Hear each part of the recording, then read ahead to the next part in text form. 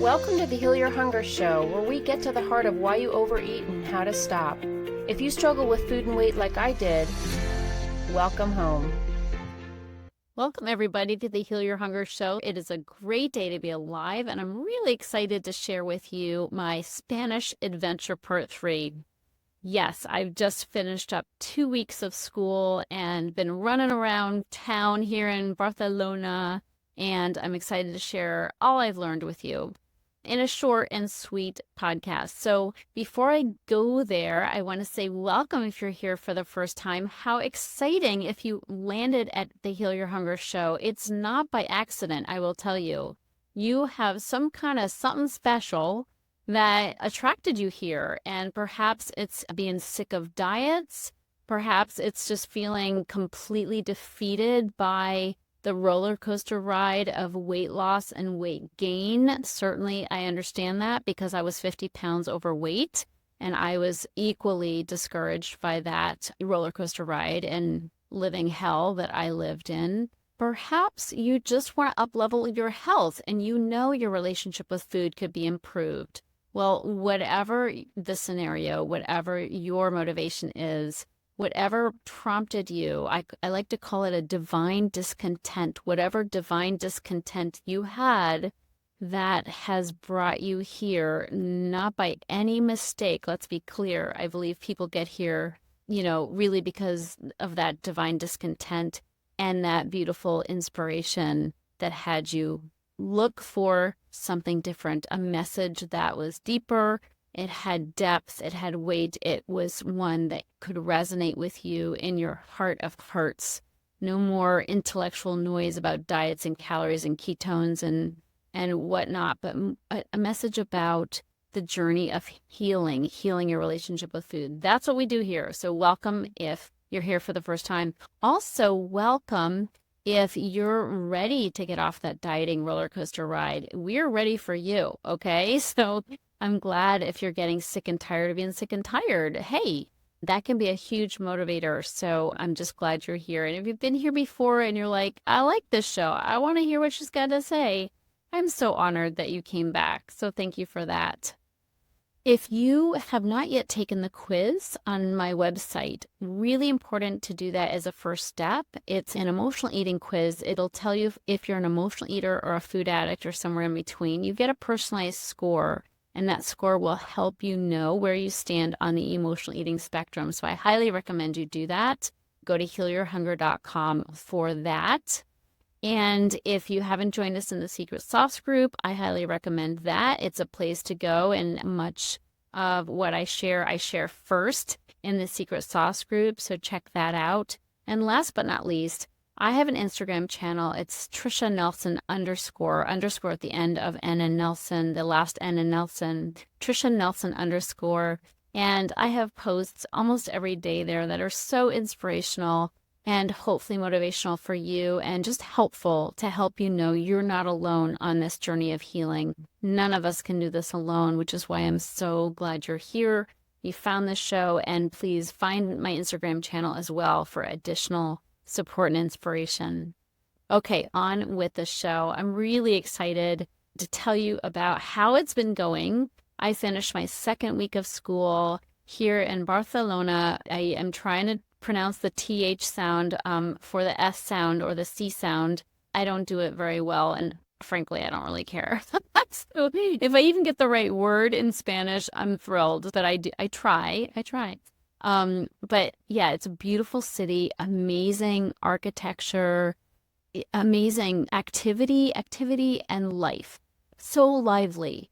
People are on the street, people are walking, they're out and about, kind of like New York City or other European cities where there's just so much life on the streets. People are walking, people don't necessarily own cars. They have an incredible transport system of buses and trailways and trams and subways. Oh my gosh, I have had so much fun in this city. I've had so much fun. It's been such a breath of fresh air. In Los Angeles, we have cars, everything's done by cars. Although in my neighborhood, I walk quite a bit, actually. I have a Whole Foods down the street, and my nail place and my massage place are all in walking distance. So that's an anomaly for Los Angeles. Most of the time people are in their cars when they want to get somewhere. But the beautiful thing about European cities, and this city is no different, is there's such great opportunity to be on foot and not even own a car. So I've enjoyed this city. I've enjoyed later hours. Typically, I go to bed at 10 and I wake up around 6. Well, that's been different here because everything's later. I didn't exactly conform to their hours by taking a siesta in the afternoon, I have to confess. I was in a school schedule, going to school by day, then working in the late afternoon and early evening, my Heal Your Hunger work, and then going out and doing some things with friends. So everything moved later.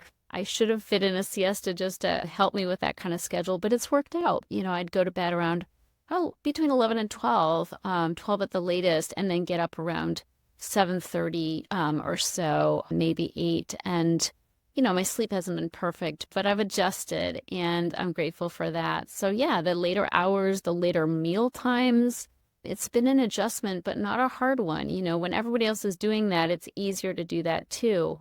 I've definitely stuck to 3-meal magic. That is my lifesaver. It's 3-meal magic wherever I am in the world. It's so important. If you don't know what 3-meal magic is, it's eating 3 meals with nothing in between. I talk about it in my book, Heal Your Hunger, 7 Simple Steps to End Emotional Eating Now. My clients know all about it because they're rock stars at 3-meal magic. But it's just a grounding North Star for me. It's like I eat 3 meals and that's it. No snacking, no in between, no, desserts. I mean, that could sound restrictive to you, but I'm telling you, it's freeing. Because I'm not wondering what to eat, when to eat, none of that deal. It's like, if it's not mealtime, it ain't my food. And that's been great, especially here in Barcelona. And yeah, I get my meals, I get my breakfast, I get my lunch, I get my dinner. I don't starve myself. I don't eat erratically. I eat meals. I eat meals that are, nutritious and fortifying, yummy, because I am in a city that has great food, but it's not about the food. So it hasn't been the highlight for me. I've enjoyed food, but I'm not here for the food. There's so much more for me to enjoy. And, taking the focus off the food is so liberating for me because there is so much more that life has to offer. So I'm grateful for the freedom from the obsession to overeat, the obsession with food, and the obsession with my weight. The nice thing about being in a city where you do lots of walking is I've been walking way more than I would back in LA, so much more. And that's been really fun because it helps, it helps to be out and about and to be active. It's probably helped with my sleep and it's probably helped with my weight too. Not that I've lost weight, but it just, it's good to be active, good to be walking. So that's been great. I've always been a promoter of exercise that doesn't feel like exercise. And when you're walking around a beautiful city, with friends or just with, music in my ears, it doesn't feel like exercise. And that's the best kind for me. I don't want to be slaving away at a gym or pushing myself or beating myself up with trying to make myself work out. It's just natural and fun, and it's been great. I want to talk about some of the things I don't like about this city. With Spain, there's a lot of smoking and vaping. That's just gross. It's gross. It's unhealthy. It causes cancer. It makes me sad. And I remember when I was in Spain 40 years ago, I remember always feeling like they were about 20 years behind us in certain ways. Like there was so much trash when I was here in the 80s. There was so much litter. People just threw trash out the window.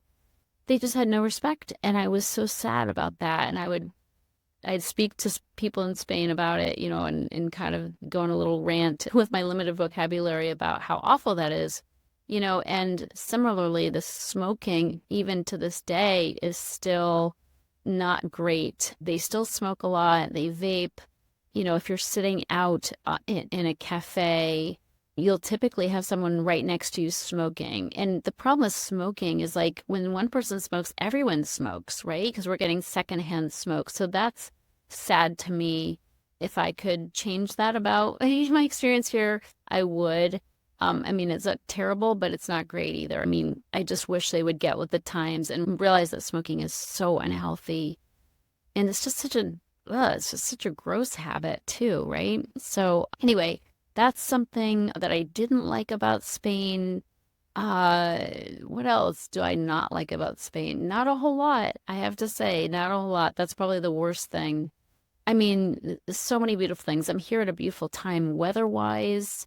I also have noticed in this city that there's more of an integration with people making different life choices, like sexuality-wise. I think probably gays are more feel more free in here, or certainly are more free to express their sexuality of choice or not of choice, just who they are here in this city. And I like that. I like that there's more freedom for people. I'm a big proponent of people being who they really are. And I think this city is advanced compared to cities in the US in terms of people having more freedom of speech, freedom to be who they really are. And I like that.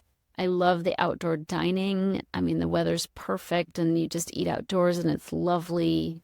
I've already mentioned walking. I like walking at night. It's very safe to walk pretty late at night, 11:30, 12, and that's great. I love the public transportation, great subway system with very clear signage.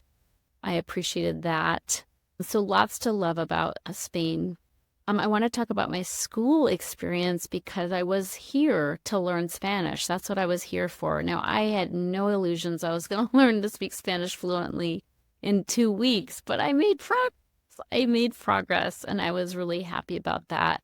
So I learned some really good things about grammar and how to speak in different tenses while I was here. And, I have a great book for learning Spanish, but it's not the same. It's not the same as being in class, being, made because you're there, being made to do exercises where you're being forced to speak and speak with your colleagues or people in the same position you are in the class. Classmates, I guess is the right word. And exercise after exercise, it forces me to get out of my comfort zone, really, really not a fun and easy thing to do, but I did.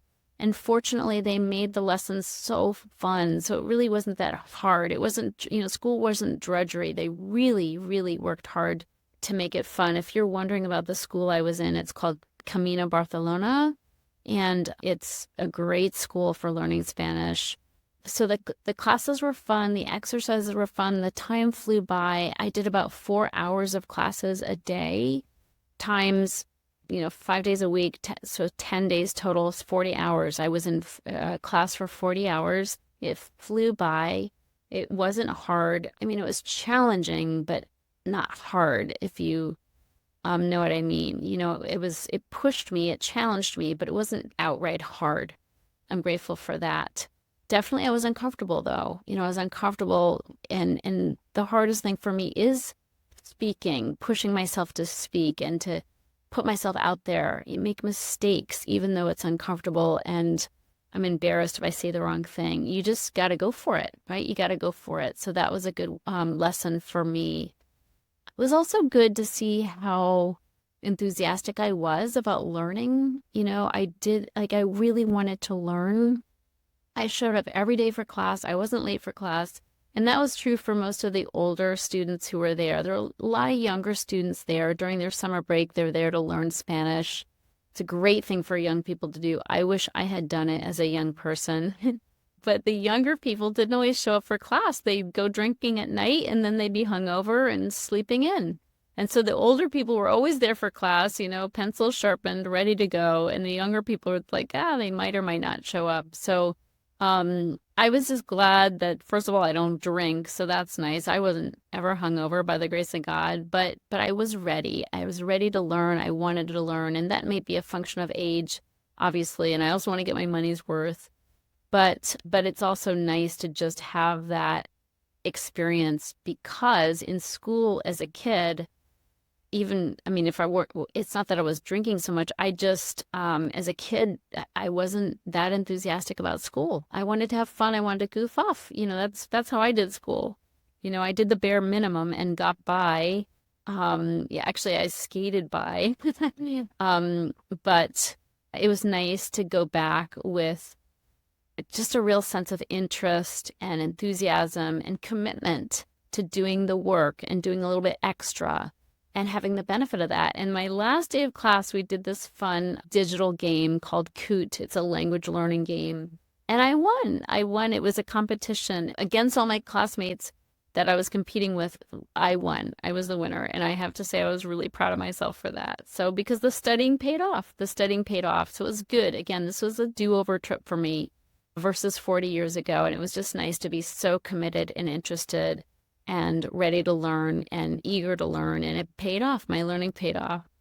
I also was really, really excited about the teachers who are also so enthusiastic, and they made learning so fun. And boy, does that make a difference when people are happy to be there, happy to be teaching you. They have lots of energy. They were young, they were young people and lots of energy and excitement for teaching. And that just makes such a difference when your teachers are happy and excited to be there as well.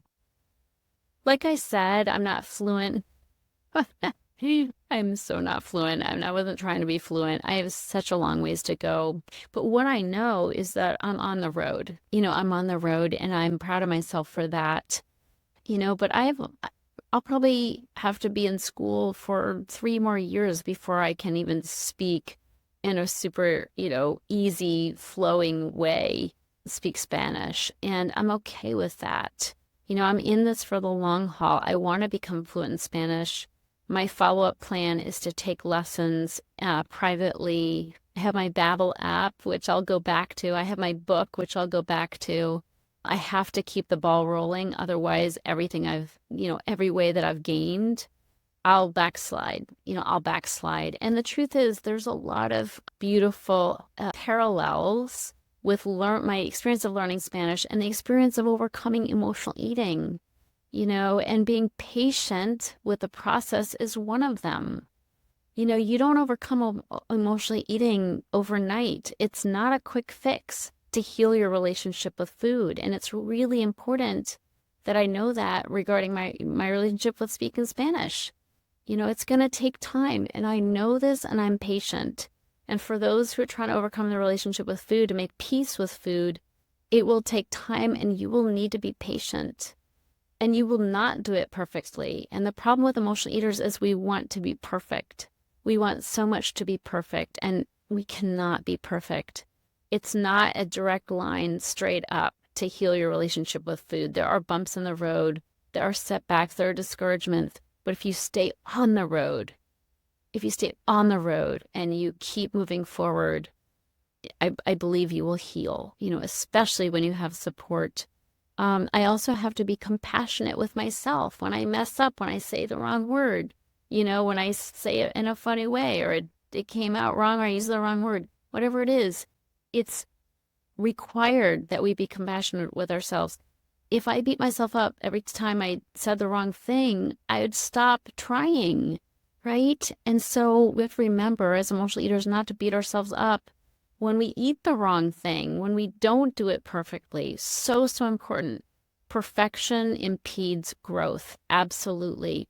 Every time. Another thing that I learned regarding Spanish and the parallel with emotional eating and healing is that I can't do it alone. I cannot ever heal my relationship with food alone, just like I can never learn to speak Spanish alone.